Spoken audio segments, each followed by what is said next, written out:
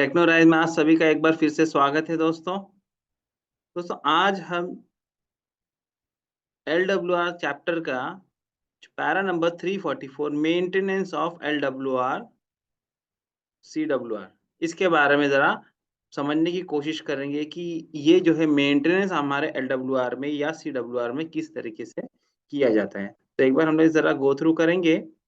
Manual क्या कहता है? Para 344 an important prerequisite for proper functioning of LWR is its initial laying to a high standard, यानी कि किसी भी LWR या CWR को सही तरह से काम करने के लिए सबसे पहले जो जरूरत है वो है कि उसका जो इनिशियल लेइंग सही तरीके से किया जाए, यानी कि हाई स्टैंडर्ड पे किया जाए, यानी बेहतरीन से बेहतरीन तरीके से किया जाए।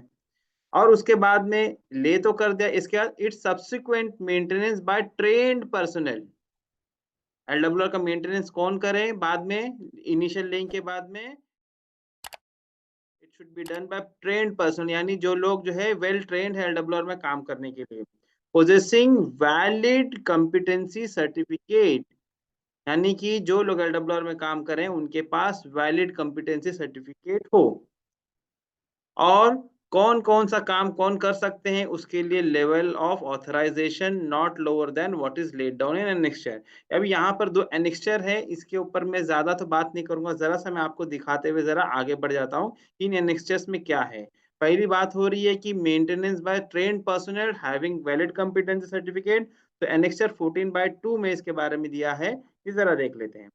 एनेक्चर 14/2 में जो है आप अगर देखेंगे तो यहाँ पर बिल्कुल क्लियर कट यहाँ पर मेंशन किया गया है कि कौन कौन सी एक्टिविटीज हैं और इन काम को करने के लिए लोवेस्ट लेवल ऑफ सुपरविजन किसकी चाहिए, और ये जो सर्टिफिकेट है कॉम्पिटेंसी सर्टिफिकेट ये कौन इशू करेगा, ये चीजें इसके अंदर दी गई है। थोड़ा सा सरसरी तौर पे हम लोग इसको जरा देखते हुए आगे बढ़ेंगे कि to carry out maintenance work under personal supervision in LWR for following work, fastenings not requiring lifting. इसके लिए क्या कहा है कि भाई कीमैन अगर है आपका तो ऐसा काम जिसके अंदर renewal of fastening not requiring lifting, याद देखो, यानी कि लिफ्टिंग अगर नहीं करना, ऐसी फास्टिंग रिन्यूअल करना है तो कीमैन इसको कर सकता है। इसी तरीके से मिनिमम लेवल कीमैन कीमैन के ऊपर यानी मेड भी करा सकता है, जेई भी करा सकते हैं। Emergency repair to rail fracture, कहीं रेल फ्रैक्चर हो गया है, इमरजेंसी रिपेयर करना है तो मिनिमम लेवल कीमैन है। Inspection and checking of SEJ, oiling greasing retightening तो मिनिमम की वैन है। तो यहाँ पर एग्जांपल के तौर पे दिया है कि अगर ये जो सर्टिफिकेट कौन इशू करेगा? डिविजनल ट्रेनिंग सेंटर 5 साल के लिए। और अगर डिविजनल ट्रेनिंग सेंटर ये सर्टिफिकेट इशू नहीं कर पा रहा है तो ये जो है एएन द्वारा भी सर्टिफिकेशन दिया जा सकता है जो कि 1 साल के लिए वैलिड है। इसी तरह से पेट्रोलिंग के बारे में दोस्तों यहाँ पर बताया है कि पेट्रोलिंग अगर करना है तो अलग अलग पेट्रोलिंग जो है उसकी क्या रिक्वायरमेंट है, तो लोवेस्ट सुपरविजन लेवल कौन है? पेट्रोलमैन होना चाहिए, रेलवे एम्प्लॉय। मैं जरा इसमें डिटेल में नहीं जाता हूँ, इसके लिए हम अगली कोई वीडियो बना लेंगे। हम फिलहाल के लिए आगे बढ़ते हैं। जो हम पढ़ रहे थे उसी पे हम फोकस करेंगे। दूसरा जो है हमारा जो एनेक्चर है 3/10, जो लोवेस्ट लेवल ऑफ ऑथराइजेशन के बारे में है। यहाँ पे ये यहाँ पर भी अगर आप देखेंगे गौर से तो यहाँ पे अलग अलग मेंटेनेंस ऑपरेशन के लिए कौन कौन से काम कौन करवा सकता है उसको यहाँ पर जो है माइक्रो लेवल पे मैनुअल ने डिफाइन करने की कोशिश की है। इसके बारे में भी हम जो है कोई एक वीडियो स्पेशल बनाएंगे तो उसमें हम इसके बारे में जरा देख लेंगे। अभी के लिए हम जो है आगे बढ़ते हैं, रेगुलर ट्रैक मेंटेनेंस के बारे में आज हम पढ़ेंगे।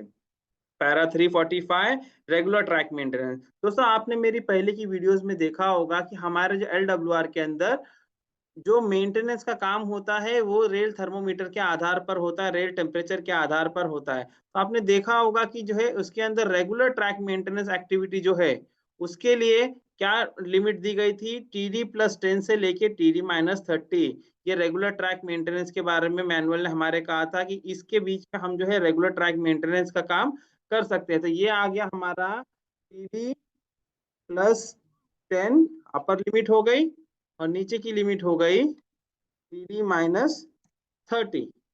ठीक है, तो इनके बीच में जो भी काम हमारा होगा वो हम कर सकते हैं। तो उसके लिए यहाँ पे मैं जरा एक बार मेंशन कर देता हूँ, ये है हमारा रेगुलर ट्रैक मेंटेनेंस। ठीक है, तो ये है हमारा रेगुलर ट्रैक मेंटेनेंस एक्टिविटी।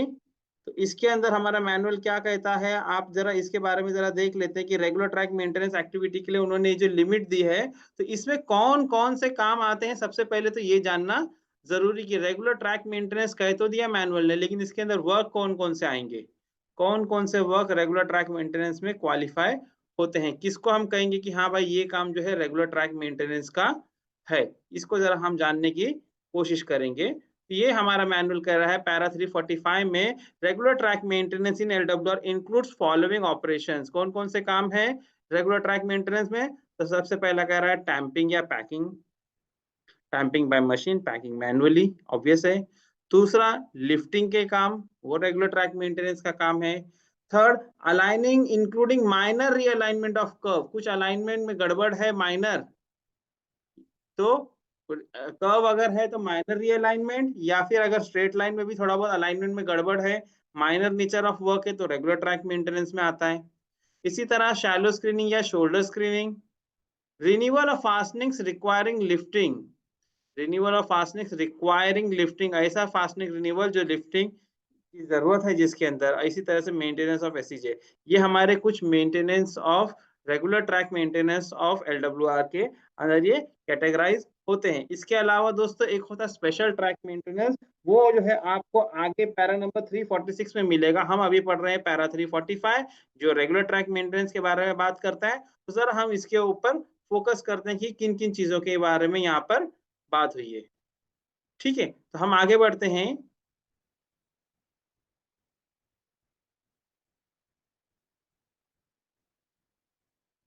देखिए दोस्तों, इसके अंदर सबसे पहले जो जनरल स्टेटमेंट है उस पे हम लोग जाएंगे कि जनरल स्टेटमेंट क्या कहता है। जनरल स्टेटमेंट हमें कहता है तो regular track maintenance of in LWR shall be confined to hours when the rail temperature is between TD + 10 to TD - 30। अभी आपने थोड़ा टाइम पहले देखा था, हमने ये जो अभी स्क्रीन पे डिस्प्ले किया था कि रेगुलर ट्रैक मेंटेनेंस एलडब्ल्यूआर में करना है तो वो किसके बीच में करेंगे, rail temperature between TD + 10 to TD - 30। हम सभी जानते हैं TD is nothing but distressing temperature, इसके बारे में हमने पहले डिस्कस कर चुके हैं कि ये क्या होता है।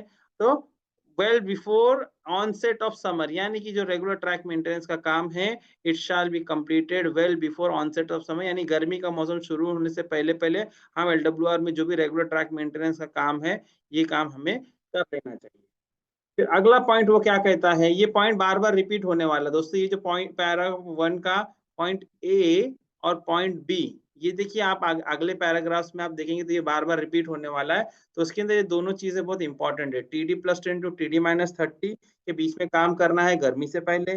दूसरा पॉइंट वो कहता है if rail temperature after maintenance operation exceeds TD + 20, यानी कि हमने मान के चलो कि हमने काम तो किया बिल्कुल इसी रेंज के अंदर, किस रेंज के अंदर, TD + 10 से TD - 30, लेकिन अगर हमारा लॉन्ग रन का कोई वर्क है और वो जो पैच है वहां पर टेम्परेचर TD + 20 को क्रॉस कर दिया, काम हमने किया TD + 10 से नीचे, लेकिन टेम्परेचर अगर TD + 20 से ऊपर चला गया, कब, कोई अगर हमने काम किया जिस which requires consolidation, during the period of consolidation then speed restriction of 50 km पे शाल बी इम्पोज, यानी कि जब भी कोई ऐसा पैच जहां पर हमने कोई मेंटेनेंस का काम किया है and it requires consolidation, consolidation की रिक्वायरमेंट है और वहां पर तापमान TD + 20 से इंक्रीज हो गया, speed restriction of 50 km is required. एक चीज यहाँ पे समझ लीजिए कि ये क्वेश्चन जो है एग्जाम्स में अक्सर आते रहते हैं, तो इसके ऊपर आपको खास ध्यान देना है। ये जो दोनों पॉइंट है 1A 1B, ये बार बार आपको आने वाला है तो इसे जरा ध्यान रखें। नेक्स्ट पॉइंट नंबर C हम देखते हैं इसी के अंदर, blast section shall be properly maintain, यानी कि एलडब्ल्यूआर में बलास्ट का प्रोफाइल मेंटेन करना बहुत ही इंपॉर्टेंट चीज है, specially on pedestrian and cattle crossing, यानी कि ऐसी जगह जहां पर जो पेडेस्ट्रियन लाइन क्रॉस करते हैं जिन्हें हम ट्रेस पासर्स भी कहते हैं, तो उसके लिए कहा है कि जहां पर भी जो है पेडेस्ट्रियन या कैटल क्रॉसिंग्स है, कोई गोलाई है यानी curves, approaches to level crossing and bridges, यहाँ पर हमें बलास्ट प्रोफाइल को अच्छी तरह से मेंटेन करना है। Cess level should be correctly maintain, cess level को सही से मेंटेन करना है, और जिन जगहों पर बार बार पेडेस्ट्रियन लाइन क्रॉस करते हैं वहां पर क्या बनाना है, ड्वार्फ वॉल बनाना है in order to prevent loss of ballast, इसको मैं जरा आपको एक्सप्लेन करने की कोशिश करता हूं कि ये क्या कहना चाह रहा है। देखिए दोस्तों, यहाँ पर ये पॉइंट को मैंने आपसे कहा था कि मैं एक्सप्लेन करूंगा। तो देखिए, blast section shall be properly maintain specially on pedestrian and cattle crossing, यानी जैसे कि समझिए हमारी कोई ये लाइन है और अक्सर जो है इस जगह से जो है फ्रीक्वेंटली लाइन क्रॉस की जाती है। पेडेस्ट्रियन या कैटल, ये जो जानवर वगैरह होते हैं, यहाँ से लाइन पार करते हैं। तो हम सभी जानते हैं कि हमें जो है LWR में हमारे लिए बहुत इंपॉर्टेंट एस्पेक्ट एक जो चीज है वो है हमारा जो बलास्ट का सेक्शन जो है प्रॉपरली मेंटेन होना। शोल्डर बलास्ट जिसको हम कहते हैं, इसका अच्छी तरह से मेंटेन होना बहुत जरूरी है। अब होता क्या है कि जब लोग लाइन क्रॉस करते हैं तो हमारी जो बलास्ट होती है, इसके ग्रैन्यूल्स कोई कॉन्क्रीटेड तो होते नहीं है, लूज अरेंजमेंट ऑफ बलास्ट होता है। तो पैर की ठोकर लगने की वजह से क्या हो जाता है कि ये जो है बलास्ट का प्रोफाइल यहाँ पर डिस्टर्ब हो जाता है। तो आप देखेंगे कि ये जो पोर्शन है, ये जो पोर्शन है, यहाँ पर से जो बलास्ट जो है आपकी गायब हो जाती है। इस पोर्शन से बलास्ट आपकी जो है, शोल्डर बलास्ट आपकी एक्सपोज हो जाती है, it gets spread out. Spread out होने की वजह से क्या हो जाता है कि ये पोर्शन हमारा जो LWR का वीक पोर्शन हो जाता है। जब ट्रैक जो है गर्मी के मौसम में बकल होने की टेंडेंसी रहेगी, तो इसको ये जो है फ्री स्कोप प्रोवाइड करेगा। यहाँ से उसको बहुत आसानी से ट्रैक को भागने के लिए स्कोप मिल जाएगा। इसके लिए कहा जा रहा है कि जहां पर भी बलास्ट सेक्शन या कैटल क्रॉसिंग होती है, तो वहां पर क्या करना है, बलास्ट प्रोफाइल को अच्छी तरह से क्या करना है, मेंटेन करना है। इसी तरीके से अगली बात आ रही है कर्व्स के बारे में। तो गोलाई है, तो आप सब जानते हैं कि गोलाई के अंदर जो है आपका जो आउटर एज होता है, हमारा जो ट्रैक का आउटर एज होता है, क्योंकि यहाँ पे सेंट्रीफ्यूगल फोर्स एक्ट करता है, तो हमारा ट्रैक जो है बाहर की तरफ जाने की इसकी टेंडेंसी बहुत ज्यादा हद तक बढ़ जाती है। तो इसे रोकने के लिए आपने देखा होगा स्ट्रेट ट्रैक में जो है शोल्डर बलास्ट 350 mm दिया जाता है, लेकिन कर्व ट्रैक में आउटर एज में बलास्ट जो है 150 mm बढ़ा के 500 किया जाता है, क्योंकि सेंट्रीफ्यूगल फोर्स को भी यहाँ पर काउंटरैक्ट करना है। तो यहाँ पर भी हमें जो आउटर एज में जो कर्व ट्रैक के अंदर जो है ज्यादा ध्यान देने की जरूरत है। इसी तरह से दोस्तों, अगर लेवल क्रॉसिंग है तो लेवल क्रॉसिंग के अप्रोचेस, क्योंकि लेवल क्रॉसिंग का जो पोर्शन होता है वो तो पूरी की पूरी तरह से जो है जो है आप जो है रोड सरफेस प्रिपेयर कर दे तो वहां कोई ब्लास्ट नहीं होता। लेकिन इसके जो अप्रोचेस हैं, लेवल क्रॉसिंग के जो दोनों तरफ के अप्रोचेस रहते हैं, यहाँ पे क्योंकि चेंज इन जो है ट्रैक स्ट्रक्चर हो जाता है, तो यहाँ पर ध्यान देने की आवश्यकता है। इसी तरह से ब्रिज भी हुए, समझे नॉर्मली जो हमारी जो है अनबलास्टेड ब्रिज वगैरह होती है, तो वहां पर गर्डर ब्रिजेस, तो वहां पर भी ट्रैक स्ट्रक्चर चेंज होता है। तो जहां पर ट्रैक स्ट्रक्चर चेंज होता है, वहां से ट्रैक में खराबी आने के चांसेस ज्यादा। तो इन सब जगहों पे हमें ज्यादा से ज्यादा ध्यान देना है। अब उन्होंने क्या कहा है आगे, आप ये देखें कि जहां पर भी पेडेस्ट्रियन क्रॉसिंग या कैटल क्रॉसिंग है, जहाँ बार बार लोग जो है लाइन पार करते हैं, हम बलास्ट प्रोफाइल रिकूप करेंगे, लेकिन बार बार ये खराब होते चला जाता है। तो हमारा मैनुअल क्या कहता है कि ऐसी जगहों पे हम क्या करें, हम एक ड्वार्फ वॉल बना दें, यानी स्लीपर के एज पे जहाँ से बलास्ट जब आपकी डिस्टर्ब होती है, ड्वार्फ वॉल यानी एक छोटी सी वॉल बना दे, सो दैट यहाँ से बलास्ट जो है आपका जो है वॉश ऑफ ना होए, तो जो खराब डिस्टर्ब ना हो। तो आमतौर पे ये ड्राफ्ट फॉल्ट के लिए पीडब्ल्यूएस क्या करते हैं, जो हमारी अनसर्विसेबल स्लीपर्स होती है, जो हमारी जो सेक्शन से जो ट्रैक से निकाल के जो अनसर्विसेबल स्लीपर होती है, तो आमतौर से उसको जो है इस तरीके से along the length of the track इस तरीके से इसको बिछा दिया जाता है। और इसके बीच की जो इंटरस्टाइसेस होती है, ये जो जगह होती है, खाली जगह होती है, इसके अंदर क्या किया जाता है, बलास्ट को भर दिया जाता है। इससे होता ये है कि दोस्तों, जो अगर कोई पेडेस्ट्रियन क्रॉस भी करेगा, तो ये जो है ट्रैक और स्लीपर स्पेस के बीच में जो जगह यहाँ बलास्ट रहती है, तो ट्रैक हमारे भागने के चांसेस काफी हद तक कम हो जाते हैं। तो ये एक बात हमारी हो गई। नेक्स्ट पॉइंट पे हम जाते हैं, पॉइंट नंबर डी पर। पॉइंट ई, ये जो सी हो गया हमारा कंप्लीट, अब हम डी पर जाते हैं। तो डी में क्या कहता है हमारा मैनुअल, इसको जरा देख लेते हैं। रिप्लेनिशमेंट ऑफ बलास्ट, जिसको हम लोग रिकूपमेंट ऑफ बलास्ट भी कहते हैं, शाल बी कंप्लीटेड, यानी बलास्ट की कमी को पूरा करने के बाद shall be completed before onset of summer. गर्मी का मौसम शुरू होने से पहले पहले बलास्ट की कमी को पूरा कर लिया जाना चाहिए। पहली बात तो ये कहा है कि पूरा कर रहा हूं। दूसरी बात कहता है shortage of ballast in the shoulder at isolated places. Section में बीच में कोई आइसोलेटेड प्लेसेस पे अगर आपको बलास्ट की कमी आपको कहीं महसूस हो रही है, तो उसके लिए क्या कहा है, shall be made up by the gangmate, जिम्मेदारी दी है मेट को कि कम से कम जो है by taking out minimum quantity of ballast from the center of the track between the two rails over a width not exceeding 600 and a depth not exceeding 100 mm। मैं इसी डायग्राम के अंदर इस चीज को एक्सप्लेन करने की कोशिश करता हूँ देखिए क्या कह रहा है, पहली बात तो इसने कह दिया कि जो बलास्ट की कमी है, गर्मी का मौसम शुरू होने से पहले पहले इस कमी को आप क्या करें, पूरा कर ले। आगे वो कहता है, समझो अगर हम सेक्शन में जा रहे हैं और हमको कोई जगह पे बलास्ट की कमी महसूस हो रही है, तो क्या कहा है कि मुकादम क्या करेगा, वो जो है minimum quantity of blast track के बीच में से, यानी कि जो हमारी जो क्रिप बलास्ट होती है, इसमें से लेके शोल्डर की कमी को पहले पूरा करेगा। यानी कि अगर शोल्डर ओपन कहीं पर है, शोल्डर में बलास्ट की कमी है, तो उसको निकाल के से क्रिब में से डाला जा सकता है शोल्डर में, लेकिन उसके लिए भी कुछ उन्होंने रेस्ट्रिक्शन दिया है। क्या कहा है कि नॉट एक्सीडिंग 600 mm, यानी कि जो बीच में से आप जो बलास्ट निकालते हैं, it should not be more than 600, not exceeding 600 and depth not exceeding 100 mm, यानी जो स्लीपर से जो डेप्थ है 100 mm से ज्यादा ना हो, 600 mm से ज्यादा ना हो, बस इतनी ही बलास्ट निकालेंगे, पूरी की पूरी क्रिब को खाली नहीं करना है।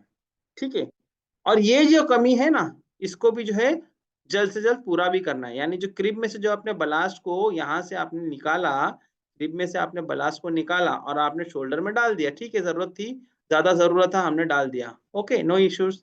लेकिन इसको भी जो है बाद में हम बलास्ट जब हमारे पास आएगी तो क्रिब को कमी को पूरा करना है। ठीक है, नेक्स्ट क्या कहता है, sufficient quantity of ballast shall be collected to provide full ballast section, यानी कि जितनी आपको मात्रा में बलास्ट चाहिए उसको, फुल बलास्ट सेक्शन को, वो हमको किसी भी मेंटेनेंस का काम को शुरू करने से पहले इसका अरेंजमेंट कर लेना है। फुल बलास्ट सेक्शन के लिए देखो यहाँ पे, for commencing any maintenance operation specially lifting, यानी कि जैसे एग्जांपल में आपको मैं बताता हूँ, यहाँ पे मेंटेनेंस की बात अगर आई, हम मान के चलो डीप स्क्रीनिंग कर रहे हैं। डीप स्क्रीनिंग जब हम करते हैं तो आप जानते हैं कि उसके अंदर बहुत सारी मिट्टियां निकल जाती है। सबसे पहले तो हमारी को जरूरत है कि हम सर्वे करेंगे, जगह जगह पर गाला बना के, जो है पिट बना के, हम असेस करेंगे कि भाई हमारा जो है कितना बलास्ट केकअप है, कितना परसेंट इसमें से मिट्टी निकलने के चांसेस है।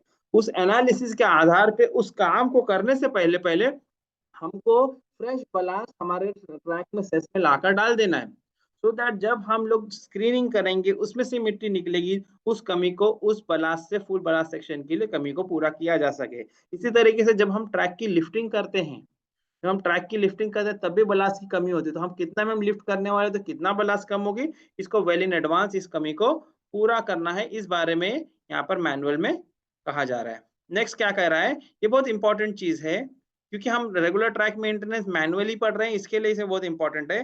Point number F, when crow bars are used for slowing, track को जब आप सरकाते हैं, और अगर आपने क्रो बार यूज करते हैं, यानी मैनुअली अगर हम ट्रैक की स्लोइंग कर रहे हैं, तब care shall be taken to apply these in a manner so as to avoid lifting off track।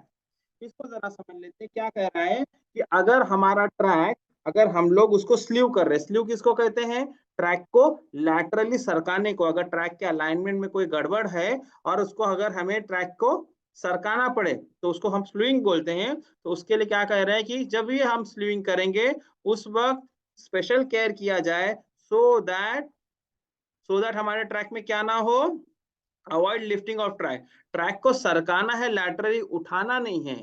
तो उसके लिए कुछ प्रिकॉशन है, उस प्रिकॉशन के बारे में बात हो रही है, वो क्या है ये आपको पैरा नंबर 607 के पॉइंट नंबर डी में मिल जाएगा। ये मैं आपको दिखा देता हूँ कि ये कहाँ पे इसके बारे में मेंशन्ड है। देखिए दोस्तों, ये आपको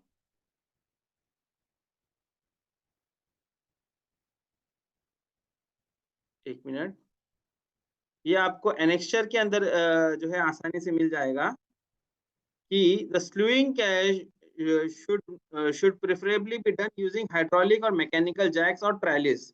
ठीक है, तो स्लूइंग तो वैसे तो कह रहा है कि हाइड्रोलिक या मैकेनिकल जैक से किया जाए या फिर ट्रायलिस से किया जाए। फिर आगे कहता if crow bars are use, हमारा काम यही, हम क्रो बार के बारे में, if crow bars are use these should be planted well into the ballast at an angle, these should be planted well into the ballast at an angle, आगे के page पे चला जाएगा ये, not more than 30 degrees from the vertical, otherwise lifting of track में अगर, ये जरा मैं आपको डायग्रामेटिकली एक्सप्लेन करने की कोशिश करता हूँ ये क्या कहना चाह रहा है। देखिए यहाँ पर अभी इसको समझिए, ये डायग्राम है, समझो, समझिए हमारा ये हमारा ट्रैक है, ये स्लीपर है, और समझो इस स्लीपर को हमारे ट्रैक को स्लीव करना है, यानी इसको लैटरली सरकाना है। हमारा मैनुअल क्या कहता है कि अगर आप क्रो बार को इस्तेमाल कर रहे हो, आप क्रो बार के यूज़ कर रहे हो ट्रैक को स्लीव करने को, मान के चलो कि इसकी जो है नई पोज़ीशन स्लीपर की समझो, ये इस तरीके से कुछ होनी है। आपको सरकाना है और आप क्रो बार यूज़ कर रहे हो, तो मैनुअल क्या कहता है कि जो क्रो बार का angle with respect to vertical यानी स्लीपर के छेड़े से ये जो वर्टिकल एंगल है this should not be more than, ये एंगल 30 डिग्री से ज़्यादा नहीं होना चाहिए। अगर ये एंगल 30 डिग्री से ज़्यादा है यानी कि समझो कि ये एंगल मान के चलो कि थोड़ा ज़्यादा हमने टिल्ट कर दिया, मोर हो जाएगा, तो क्या हो जाएगा? ट्रैक सरकेगा तो, साथ ही साथ में क्या हो जाएगा? एक अनडिज़ायरेबल प्रॉब्लम भी हो जाएगी कि हमारा ट्रैक जो है, साथ में थोड़ा-सा उठ भी जाएगा। हमारा ट्रैक स्लीव तो होगा, साथ में अपनी पोज़ीशन से वो थोड़ा-सा ऊपर की तरफ चला जाएगा। जैसे आप अगर डायग्राम में देखेंगे, तो आप देखेंगे कि इतने अमाउंट से ये ट्रैक लिफ्ट हो जा रहा है। कब? जब एंगल 30 डिग्री से ज़्यादा। तो इसको अवॉइड करने के लिए मैनुअल क्या कहता है? This angle should not be more than 30 degrees. इसी के बारे में दोस्तों यहाँ पर मैनुअल ने बोला। इसी तरीके से दोस्तों कुछ जगहों पर स्पेशल अटेंशन हमें एलडब्ल्यूआर में देने की आवश्यकता है। उसके बारे में कहा जा रहा है कि special attention shall be paid to maintenance of track at following location यानी एससीजेस एंड इट्स ब्रीथिंग लेंथ। हम सभी जानते हैं हमारे ट्रैक में हमने जो एससीजे यानी स्प्लिट एक्सपेंशन जॉइंट प्रोवाइड किया है, वो क्यों प्रोवाइड किया है?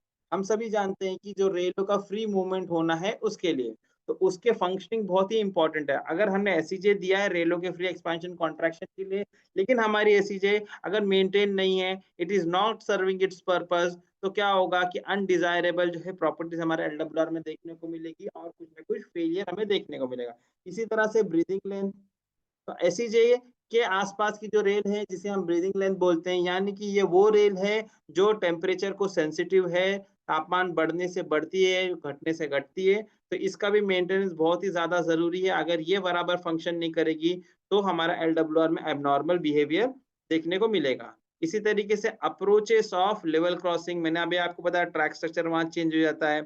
Points and crossing and unballasted deck bridges, ये जो है लेवल क्रॉसिंग के अप्रोचेस, पॉइंट एंड क्रॉसिंग के अप्रोचेस, अनबलास्टेड डेक ब्रिजेस यानी कि गर्डर ब्रिजेस, इन जगहों पर भी खास ध्यान देने की जरूरत है। इसी तरीके से नेक्स्ट पॉइंट है हमारा हॉरिजॉन्टल एंड वर्टिकल कर्व्स, गोलाई चाहे हॉरिजॉन्टल वाली हो यानी कि अलोंग द ग्राउंड प्रोफाइल में left LH curve RH curve इसे, या कोई वर्टिकल कर्व हो यानी जहाँ पर कहीं ग्रेडियंट होगा, दो अलग अलग ग्रेडियंट है तो उनको मैच करने के लिए हम जो कर्व बनाते हैं वर्टिकल कर्व, वहां पर भी खास ध्यान देने की जरूरत है। और जो सबसे इंपॉर्टेंट चीज है एलडब्ल्यूआर में वो ये है, all fasting shall be complete and well secured in position, यानी कि एलडब्ल्यूआर के अंदर जो हमारी जो फिटिंग्स एंड फास्टनिंग से जो जाहिरी तौर पर बहुत ही छोटी चीज हमको मालूम होती है, बहुत इंपॉर्टेंट है, इट शैल बी कंप्लीट।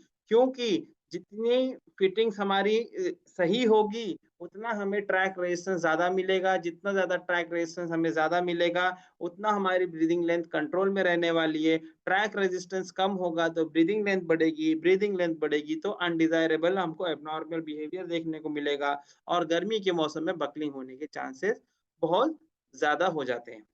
तो दोस्तों ये हमने एक जो है जनरल स्टेटमेंट पढ़ लिया था एलडब्ल्यूआर के मेंटेनेंस के लिए। अब हम पढ़ते हैं मैकेनाइज मेंटेनेंस अगर हमें एलडब्ल्यूआर में करना है तो उसमें पैरा 345 का 2 क्या कहता है।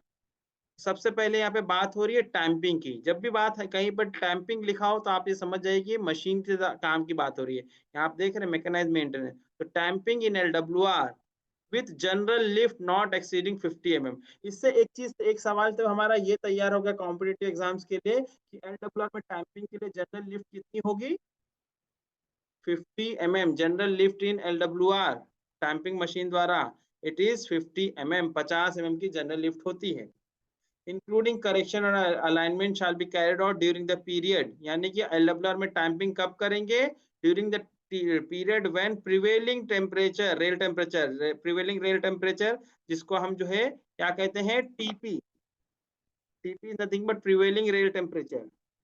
ठीक है, तो प्रिवेलिंग रियल टेम्परेचर के बारे में बात हो रही है, ये कितना होना चाहिए, shall be as per para 345 1 A and B. अभी हमने 1 ए और बी पढ़ा, ए और बी में मैंने आपको बताया था कि ये हमेशा आपको याद रखने की जरूरत है। 345 1 ए में क्या कहा है मैं आपको बता देता हूँ, उसमें यही कहा है कि हमारा जो मेंटेनेंस की जो भी एक्टिविटी होगी ये जो है टेम्परेचर रेंज TD+10 से TD-30 TD+10 से लेके TD-30 डिग्री के बीच में हमको करना है। ये तो 1A ने कह दिया। 1A में इसके बारे में बात हुई थी। दूसरा 1B में किसके बारे में बात हुई थी वो भी बता देता हूँ। उसमें ये कहता है कि अगर कंसोलिडेशन हमारा कंप्लीट नहीं हुआ है और temperature is more than TD+20 तो हमें क्या करना है ऐसी परिस्थिति में। एनुअल ने कहा था कि 50 kmph का कॉशन ऑर्डर इम्पोज करो, 50 kmph का स्पीड रेस्ट्रिक्शन इम्पोज करना है। यही है उसके अंदर 1B के अंदर। तो इसको जो है टैंपिंग के दौरान इस चीज के ऊपर हमें ध्यान देना है कि जब भी हम टैंपिंग करेंगे तो हमारा सेक्शन का temperature it should be between TD+10 to TD-30। और कोई अगर पैच है जहां पर कंसोलिडेशन हुआ नहीं है, वहां पर अगर तापमान TD+20 के ऊपर चला गया, यानी कि हमने मशीन चलाई, टेम्परेचर रेंज में था, लेकिन वहां पर जो है बाद में तापमान TD+20 के ऊपर चला गया है और कंसोलिडेशन इज नॉट कंप्लीटेड, तब हमको क्या करना है, caution order of 50 kmph has to be impose. इसके लिए दोस्तों कहा जाता है कि LWR के अंदर हमेशा टेम्परेचर के ऊपर निगरानी रखना है, during the work and after the work as well. During the work करने के लिए, आफ्टर द वर्क ये चेक करने के लिए कि क्या कंडीशन है हमारे ट्रैक की, कंसोलिडेशन है या टेम्परेचर इंक्रीज हो रहा है, तो ट्रैक का बिहेवियर क्या है। इसके लिए LWR में rail temperature is very important aspect. फिर आगे क्या कहता है, ये तो जनरल लिफ्ट के बारे में बात हो गई थी कि नॉट एक्सीडिंग 50 mm के लिए क्या रिक्वायरमेंट है। आगे कह रहा है कि अगर समझो हमारे सेक्शन में कहीं पर लिफ्टिंग की जरूरत है इन एक्सेस ऑफ 50 mm, यानी कि जनरल लिफ्ट तो अप टू 50 mm है ही, लेकिन अगर 50 mm से ज्यादा लिफ्टिंग करना है then it shall be carried out in stages. यानी क्या करना, अगर आपको 50 mm से ज्यादा लिफ्टिंग की आवश्यकता है किसी सेक्शन में, तो वहां पर उसको स्टेजेस में करना है with adequate time gap in between successive stages. यानी कि अब हमको कहा गया कि जनरल लिफ्ट 50 mm से ज्यादा नहीं होनी है, और अगर मान के चलो 75 mm करना है, तो हम क्या करेंगे, इसको दो पार्ट में स्प्लिट कर लेंगे। फॉर एग्जाम्पल 40 एंड 35, तो पहले हमने 40 mm किया, फिर उसके बाद में क्या कर रहा है, ऐसा नहीं कि 40 mm के हिसाब से लिफ्टिंग कर लिया एक बार, फिर बाद में मशीन को फिर चला 35, ऐसा नहीं। यहाँ पर वो कहता है कि पहला आप 40 mm का लिफ्टिंग करें, फिर बाद में कंसोलिडेशन होने दें, so that full consolidation of the previous stage is achieved prior to taking up the subsequent lift. यानी कि अगर जैसे मैंने आपको एग्जांपल के तौर पे कहा कि से द लिफ्ट रिक्वायर्ड इज, हमको लिफ्टिंग करना है 75 mm, तो हम क्या करेंगे, हमने डिसाइड किया कि चलो दो स्टेज में करेंगे। तो पहला कह रहा हमने 40 mm, फिर उसके बाद दूसरा वाला जब हमको करना है तो वो कितना 35 mm बचा है। तो ये क्या कहता है कि जब ये 40 mm वाला पहला वाला आपका पैच, ये पैच में क्या हो गया, ये पैच में कंसोलिडेशन कंप्लीट हो गया, यानी कि ये पैच कंसोलिडेटेड है, तब जाके आप क्या करेंगे, दूसरे वाले को हाथ लगाएंगे, उसके पहले करना नहीं है। ठीक है। Next point, mechanise cleaning off shoulder blast, यानी कि BCM चलाने के बाद mechanise cleaning off shoulder blast shall be undertaken when prevailing temperature are within the limits prescribed together with the precautions। यानी कि जब भी PCM को चलाना है तो टेम्परेचर रेंज के बारे में जो भी प्रिकॉशंस है उसके बारे में उसको हमको लेके चलना है। दोस्तों ये यहाँ पे इस पैरा में डिस्कस नहीं हुआ है, ये आपको जो है पैरा 346 के अंदर स्पेशल ट्रैक मेंटेनेंस के अंदर ये एक्टिविटी आती है, mechanise cleaning off shoulder blast. तो ये उस वक्त में यहाँ पे ये इसको डिस्कस कर लूंगा, अभी मैं इसको स्किप कर रहा हूँ। आगे आ जाते हैं हम लोग मैनुअल मेंटेनेंस के बारे में।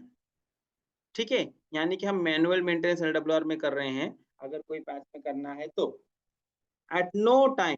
पहले मैनुअल मेंटेनेंस के बारे में क्या कह रहा है कि मैनुअल मेंटेनेंस अगर आपको करना है, at no time not more than 30 sleeper spaces in continuous stretch shall be open for manual maintenance और shallow screening with at least 30 fully boxed sleeper spaces left in between adjacent opening। इसको पहले जरा समझ लेते हैं कि ये क्या कहना चाह रहा है, इसके बाद में इसको जरा समझना हमारे लिए आसान हो जाए। देखिए यहाँ पे मैं इसको एक्सप्लेन कर रहा हूँ कि ये जो पॉइंट को यहाँ पे जो मेंशन किया है इसको एक्सप्लेन करता हूँ। At no time not more than 30 sleeper spaces in continuous stretch shall be opened for manual maintenance or shallow screening। यानी कि समझो कि ये हमारा जो पैच है मैनुअल मेंटेनेंस का या शैलो स्क्रीनिंग का पैच है, तो एक समय पर कंटिन्यूस स्ट्रेच में क्या कह रहा है कि not more than 30 sleeper spaces, 30 से ज्यादा गाला खोलना नहीं है मैनुअल मेंटेनेंस या शैलो स्क्रीनिंग के लिए। और जब इसको ओपन भी करेंगे अप टू 30, तब भी क्या कहता है कि at least 30 fully box sleeper spaces left in between adjacent opening. यानी कि अगर आप 30 गाला तक ओपन भी कर रहे हैं तो इसके आइदर साइड, इसके लेफ्ट में भी इसके राइट में भी कम से कम at least 30 sleeper spaces should be box. Box यानी कि फुल प्रोफाइल के साथ में हमारा सेक्शन हो। एक तो ये हो गया पैच। अब ये काम करने के बाद में आपको आगे काम करना है। Maintenance of in between lens shall not be undertaking till passage of traffic for at least 24 hours in case of BG carrying more than 10 GMT or 2 days in case of other BG routes। यानी कि अब यह क्या कह रहा है कि समझे ये पैच आपका हो गया, अब दूसरा पैच लेना है। जैसे कि मान के चलो कि अगला पैच करना है, जैसे कि फॉर एग्जांपल आपने ये पैच आपने कर लिया 30 बॉक्स करके, अब आपको ये पैच लेना है। तो इसके लिए इंश्योर करना है कि यहाँ पर भी जो है 30-30 स्लीपर्स हो, और ये जो पैच करने से पहले ये पैच जहाँ पर पहले काम किया है, तो उसके लिए क्या कह रहा है कि ऐसा ब्रॉड गेज का रूट जहां पर 10 जीएमटी से ज्यादा की ट्रैफिक है, तो कम से कम 24 घंटा रुकने के बाद ही अगला पैच ले सकते हैं। और अगर ऐसा कोई ब्रॉड गेज का रूट है जहां पर 10 जीएमटी से कम का ट्रैफिक है, तो 2 दिन के बाद ये एक्टिविटी हम कर सकते हैं। यानी अगर अल्टरनेट में आप काम कर रहे हैं, ट्रैफिक 10 जीएमटी से ज्यादा है, तो आपको 1 दिन के बाद में वो दूसरा पैच ले सकते हैं 24 घंटा गाड़ी पास होने के बाद। और अगर वो रूट ऐसा है कि जहां पर 10 जीएमटी से कम की ट्रैफिक जाती है 24 घंटे में, तो वहां पर जो है आपको जो है 2 दिन रुकना पड़ेगा। ये इसका कहना है। अगला वो क्या कहता है, for correction of alignment, alignment correction के लिए, तो shoulder ballast shall be open out to the extent minimum extent necessary and that too just opposite the sleeper end. यानी कि अगर कहीं पे अलाइनमेंट में गड़बड़ है, अलाइनमेंट करेक्शन करना है, तो कम से कम शोल्डर ब्लास्ट निकालना। ठीक है, पहले तो वो कह रहा है कि ब्लास्ट कितना निकालना है, to the minimum extent necessary, यानी कम से कम जितना हिस्सा अलाइनमेंट करेक्शन के लिए चाहिए। यानी हमको अलाइनमेंट करेक्शन करना है, हमें ट्रैक स्लिप करना पड़ता है, तो स्लीपर सरकाना है, तो स्लीपर के जस्ट सामने की जो ब्लास्ट होती है, जस्ट उसी को निकालें। और उसको भी क्या कह रहा है, the ballast shoulders shall then be put back. आपने अलाइनमेंट करेक्शन कर लिया, उसके बाद में क्या करना, ballast in shoulder shall then be put back, उसको फिर से डाल दे। Before opening out crib ballast for packing, packing करने के लिए क्रिप ब्लास्ट का गाला खोलना पड़ता है, तो क्या कहता है, पहले शोल्डर ब्लास्ट ढक दो, फिर पैकिंग करने के लिए क्रिप ब्लास्ट को निकालें। ये एक बात हो गई। फिर ये तो हमको कह दिया था कि 30 स्लीपरों का क्राइटेरिया यहाँ पे कह दिया था। आगे क्या कहता है, इन एक्सेप्शनल केस, हमारा मैनुअल जो है ना हमेशा जो है नॉर्मल कोर्स की बात करता है, फिर बाद में एक्सेप्शनल केस की बात करता है। दोनों ही चीज, दोनों ही एस्पेक्ट हमको एक्सप्लेन करता है। तो पहले तो कह दिया था कि not more than 30 sleeper spaces in continuous shall be open. आगे कहता है एक्सेप्शनल केस, यानी कि अगर एक्सेप्शनल केस है, परिस्थिति ऐसी नहीं है, दूसरी कोई परिस्थिति और काम ज्यादा करने की जरूरत है, यानी कि when more than 30 sleeper spaces have to be opened for any specific work like through screening of ballast, यानी deep screening करते हैं तो लगातार खोलना पड़ता है etc. During the period of the year when minimum temperature is not below, rail temperature is not below 30 TD-30 और maximum temperature does not go beyond TD+10, यानी वही हमारा रेगुलर ट्रैक मेंटेनेंस का टेम्परेचर TD+10 से TD-30 के बीच में जब temperature रहेगा। और अगर 30 से ज्यादा गाला ओपन करना है, तो वो क्या कहता है कि जैसे यहाँ पर कहा था कि नॉट मोर देन कितना कहा था, 30 स्लीपर, अब यहाँ पर उसको थोड़ा सा हमको रिलैक्सेशन देके वो कहता है कि आप 100 स्लीपर तक ओपन कर सकते हैं। You can open it up to 100 sleepers, up to 100 sleeper spaces may be opened under the direct supervision of JEE SSC PV। यानी कि पहले 30 स्लीपर तक ओपन करने के लिए कहा था नॉर्मल कोर्स में, लेकिन अगर यहाँ पर आपको 100 स्लीपर तक ओपन करना है, तो कम से कम minimum supervision level over here will be JE और एसएससी पीवे, उनका होना जरूरी है। यानी कि 100 स्लीपर तक खोल सकते हैं, लेकिन जगह पर पीडब्ल्यूआई का होना जरूरी है। तो दोस्तों इसी के बारे में मैनुअल हमारे यहाँ पे एक्सप्लेन कर रहा था। ठीक है, और क्या कह रहा है, ये सारी एक्टिविटी करने के टाइम पे it should however be ensured that rail to sleeper fastenings on the entire length of LWR including SCG functioning satisfactory.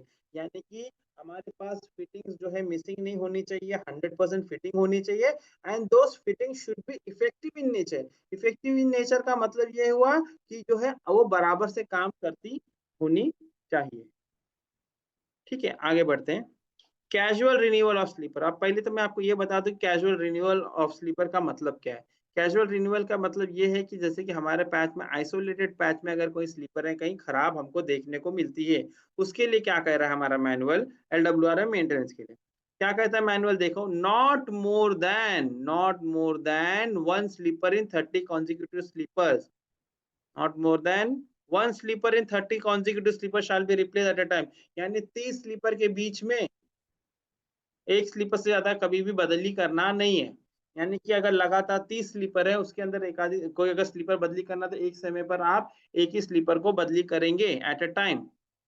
फिर आगे कहता है, should it be necessary to renew two or more consecutive sleepers in the same length, they may be renewed one at a time after packing the sleepers renewed earlier, duly observing the temperature limits specified।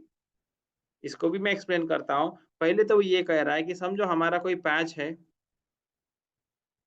हाँ, तो इसमें अगर 30 sleeper को ये patch है, मान के चलो ये जो पैच है हमारा 30 अप टू से 30 स्लीपर है, ठीक है। तो अब ये 30 स्लीपर में से समझो अगर कोई, अगर हमको स्लीपर बदली करना है, से ये स्लीपर हमको बदली करना है, तो यहाँ पे समझो 2-3 स्लीपर है खराब है, समझो इन्हें मार्क कर दी, यहाँ पे कुछ ये स्लीपर है खराब है। तो क्या कहता है कि आपको एक समय पर एक ही स्लीपर बदली करना पड़ेगा। पहले आप क्या करेंगे, ये पहले आप क्या करेंगे, पहले समझो मान के चलो स्लीपर नंबर 1 अटेंड किया, इसकी पैकिंग सैकिंग कर दी, हो गया काम इसका।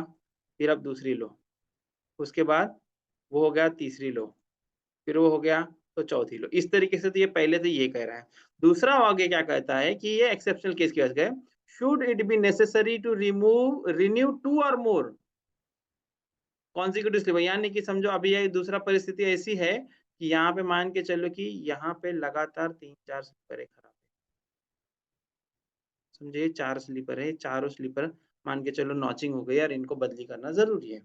तो वो क्या कहता है मैनुअल हमारा, अगर ऐसा कभी है कि लगातार कॉन्जिक्यूटिव 2 या 2 से ज्यादा स्लीपर है बदली करना है सेम पैच में 30 स्लीपर के गाले के अंदर, तो क्या कहता है, फिर आप क्या करेंगे, इसको बारी बारी से करेंगे। पहला स्लीपर आपने लिया, इसको रिन्यू किया, इसकी पैकिंग वगैरह कंप्लीट कर दी, फिर उसके बाद में दूसरे को लेंगे, उसकी पैकिंग कंप्लीट करेंगे, उसके बाद में तीसरे को लेंगे, उसकी पैकिंग कंप्लीट करेंगे, फिर चौथे को लेंगे। एक साथ लगातार 2-3 स्लीपरें रिन्यूअल करने के लिए मैनुअल हमारा मना करता है। और दूसरा वो ये भी कहता है कि जिस वक्त आप स्लीपर बदली करेंगे, तो जो पैरा 345 1 ए और 1 बी में जो कंडीशन कहा था टेम्परेचर का, उसको फॉलो करना है। वो हमको मालूम है, वो क्या है कि हमारे स्लीपर बदली करना है तो temperature should be between TD+10 to TD-30। और जब टेम्परेचर TD+20 के ऊपर चला गया है, कंसोलिडेशन नहीं हुआ, स्लीपर बदली करने में भी तो है, नीचे के जो स्लीपर आपने अगर बदली किया है, वहां भी कंसोलिडेशन की आवश्यकता है। तो अगर तापमान, अगर हमने बहुत सारी स्लीपरें बदली की है किसी पैच में, तो वहां कंसोलिडेशन अगर सही से नहीं हुआ है, तो caution order of 50 kmph has to be impose. यहाँ पर यही कहना है मैनुअल का। नेक्स्ट आगे बढ़ जाते हैं, रिन्यूअल ऑफ फास्टनिंग। फास्टनिंग के बदली करने के बारे में मैनुअल क्या कहता है, तो work of renewal of fastening shell be carried out when rail temperature is with in limit specified. Again ये वही टेम्परेचर है 345 1A में, TD+10 से TD-30 के बीच के ही हम टेम्परेचर के बीच में हम क्या करेंगे, फास्टनिंग का रिन्यूअल करेंगे। ठीक है, फिर उसके अलावा कुछ एडिशनल प्रिकॉशंस, तो उसको दो कैटेगरी में उसने ले लिया है। Renewal of fastening not requiring lifting, ऐसे फास्टनिंग का रिन्यूअल जिसमें लिफ्टिंग की आवश्यकता ना हो, और दूसरा renewal of fastening requiring lifting. Simple बात है, हमारी जो फास्टनिंग जो है उसके अंदर 3 फास्टनिंग मेनली हमारे पास होती है। वो होती है हमारी ERC होती है, लाइनर होती है और रबर पैड। यहाँ जब वो कह रहा है फास्टनिंग नॉट रिक्वायरिंग लिफ्टिंग, इसका मतलब कि रबर पैड नहीं बदली करना है। ERC और लाइनर बदली करने के लिए आपको रेल की लिफ्टिंग की कोई जरूरत नहीं। तो उसके लिए क्या कर रहा है, fastenings not requiring lifting of rail shall be renewed on not more than one sleeper at a time। यानी कि अगर ERC या लाइनर बदली करना है, तो एक समय पर एक ही स्लीपर की फास्टनिंग को बदली करेंगे। ठीक है। In case fastenings of more than one sleepers are required to be renewed at a time, यानी एक से ज्यादा, जैसे स्लीपर की कंडीशन थी वैसे ही हो गया। अगर समझो जरूरत है कि एक से ज्यादा स्लीपर को बदली करना है एक ही समय पर, तब क्या कहता है, then at least 15 sleepers in between shall be kept intact. जैसे मैंने वहां पे बॉक्स स्लीपर्स के लिए 30-30 बोला था, ऐसे यहाँ पर 15 स्लीपर आजू बाजू के जो है इंटैक्ट होने चाहिए, तभी आप इसको बदली करेंगे। और इस काम का सुपरविजन लेवल ये भी एग्जाम में आता है, work shall be done under supervision of keyman, यानी कि fastening not requiring lifting the supervision level is, minimum supervision level is keyman, यानी कीमैन जो है लिफ्टिंग जो फास्टनिंग को करे वो काम नहीं करा सकता। नेक्स्ट पॉइंट पे आ जाते हैं, renewal of fastening requiring lifting of track ना, fastening requiring lifting of rail, यानी कि रेल को उठाना पड़ेगा, ऐसा फास्टनिंग का रिन्यूअल। तो उसके लिए क्या कहता है, फास्टनिंग रिक्वायरिंग लिफ्टिंग और रोल, दैट इज, यहाँ भी देखो क्लियरली बोला, ग्रूव रबर पैड। एक ऐसा, यही एक चीज ही है, ग्रूव रबर पैड ही ऐसी चीज है जिसके लिए रेल को लिफ्ट करना पड़ता है। तो it will also be done the same way, shall be renewed on not more than one sleeper at a time. फिर आगे वो कहता है कि in case fastenings of more than one sleeper are required, यहाँ पर भी एक्सेप्शनल केस, अगर एक से ज्यादा स्लीपर का फास्टनिंग बदली करने का जरूरत पड़ेगा, requiring lifting at a time, then at least 30 sleepers in between shall be kept intact। जैसे वहां पे 15 स्लीपर बोला था, तो यहाँ पर 30 स्लीपर बोला जब फास्टिंग रिक्वायरिंग लिफ्टिंग। इसका भी सुपरविजन लेवल आप देख लीजिए कौन है, यहाँ पे कीमैन था नॉट रिक्वायरिंग लिफ्टिंग में, और यहाँ पर जो सुपरविजन लेवल किसका है, work of shall be done, this work shall be done under the supervision of gangmate, यानी कि अगर लिफ्टिंग यानी रबर पैड बदली करना तो मुकादम का होना जरूरी है। आगे वो क्या कहता है, alternatively if prevailing temperature यानी TP is lower than TD -10, अगर TP TD -10, हमारा रेंज क्या है, TD +10 से TD -30, तो TD -10 तो TD -10 के ऊपर है, TD -10 TD -30 के ऊपर है। तो यहाँ पर वो क्या कहता है कि अगर TD -10 से टेम्परेचर कम है, then fastenings up to 5 sleeper on either side may be removed for replacement rubber pad under the rail, यानी कि एक समय पर 5 स्लीपर की रबर पैड बदली की जा सकती है, कब, जब आपका टेम्परेचर TD -10 से नीचे है लेकिन TD -30 के ऊपर है। ये एक चीज हो गई। इसके बाद में आगे का हमारा जो पॉइंट है इस पैरा का है वो है maintenance of SEJ switch expansion joint. तो उसके बारे में क्या इंस्ट्रक्शन है एलडब्ल्यूआर में, maintenance of SEJ shall be done once in a fortnight, fortnight यानी 15 दिन, हिंदी में पखवाड़ा भी कहते हैं उसको। once in a fortnight SEJ shall be checked, SEJ की चेकिंग 15 दिन में होगी।